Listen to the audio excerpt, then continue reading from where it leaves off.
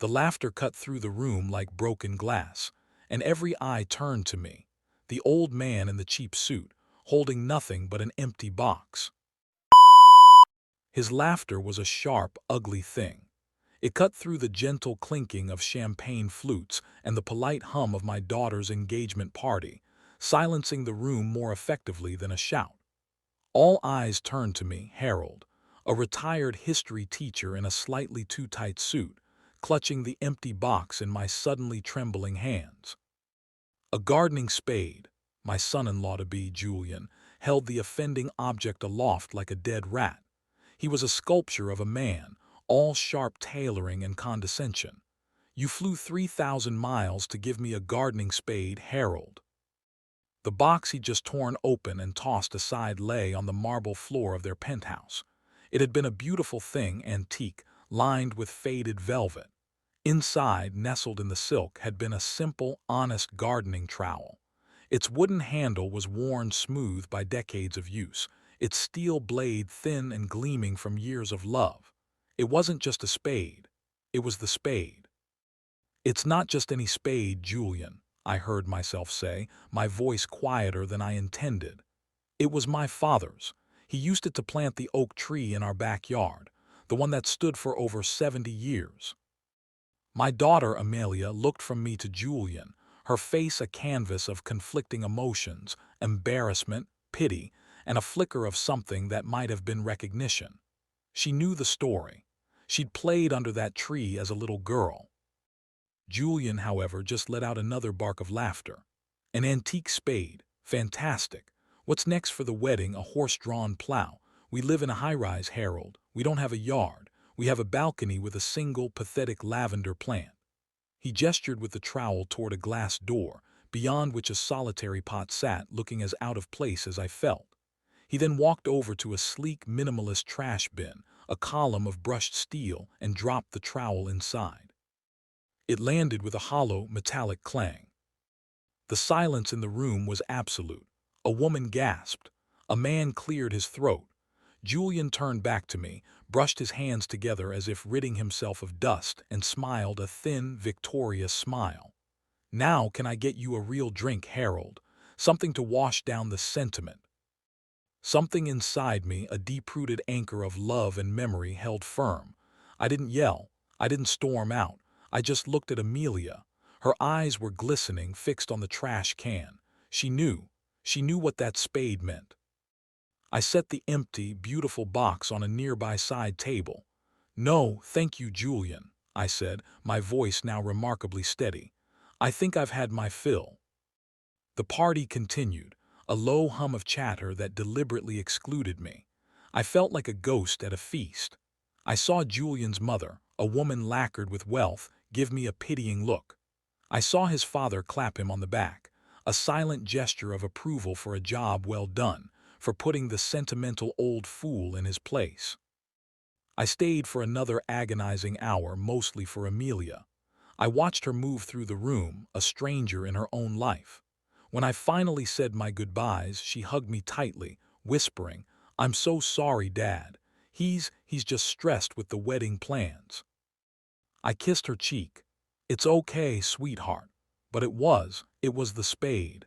It was the symbol of everything I valued: roots, patience, growth, family, and he had thrown it in the trash. I flew home the next day. I didn't call. I didn't know what to say. A week passed. Then two. The wedding was a month away, and I had become a nonentity in the planning. My calls went to voicemail. My texts received one-word replies. I was in my small backyard, staring at the magnificent old oak, its leaves a deep, comforting green, when my phone buzzed. It was Amelia. But when I answered, it wasn't her voice I heard. It was Julian's, and he wasn't laughing. "Harold," his voice was hoarse, stripped of its usual arrogance. I need to talk to you." My first instinct was to hang up, but something in his tone made me pause. "About what?" "The spade," he whispered, "the one I threw away." A cold knot tightened in my stomach. "What about it?" "After the party," he began, his words tumbling out in a rush.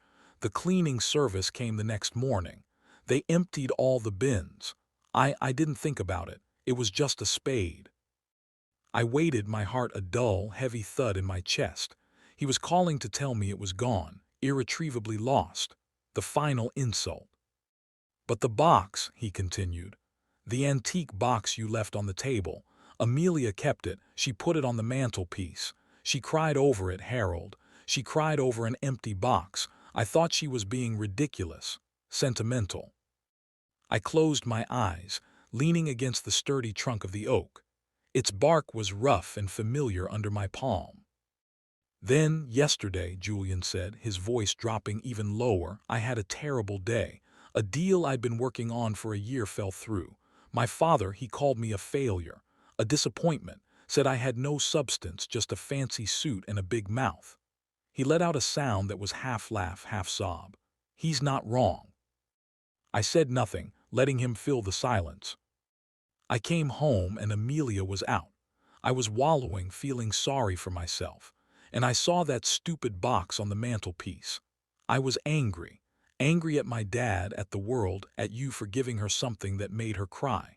I grabbed the box, intending to throw it away, to finally be rid of all this history. He paused, and I could hear him struggling to breathe. But it wasn't empty, Harold. The words were barely audible. I opened it, and there in the bottom, tucked under the velvet lining, was a photograph. My hand tightened on the phone. I knew the one. It was old, sepia-toned. A young man in a soldier's uniform standing next to a tiny sapling, a shovel in his hand. On the back in faded ink it said, Michael, 1944, planting for the future I pray for. That was your father, wasn't it? Yes, I whispered. Michael, my father. He planted that tree the day before he shipped out to Normandy. He didn't come back, did he? Julian asked, his voice thick. No, I said, looking up at the branches that shaded my house, my life. He was killed on Omaha Beach. My mother raised me alone. That tree, it was all I had of him. A living, growing thing he'd put in the ground. It taught me about patience, about legacy. You don't plant an oak for yourself. You plant it for your children and their children. It's a gift to the future. A long silence stretched between us. I could picture Julian in his sterile apartment, holding the old photograph, the ghost of a man in uniform connecting him to the spade he'd so casually discarded. I went to the dump, Harold, he finally said, his voice cracking. I found the company that did the cleaning. I tracked the waste to a landfill site. I spent the whole day there in the rain with a pair of gloves looking through bags of garbage. He let out a sob. I found it. It took me 6 hours. But I found your father's spade. Relief so profound it made my knees weak, washed over me. But it was quickly followed by a deeper, more complex emotion. It's sitting on my desk now, Julian continued. Right next to the photograph. I haven't slept. I've just been looking at them, at him, at what he did, at what you gave me, a piece of your history, your family's soul, and I laughed at it. I threw it in the trash.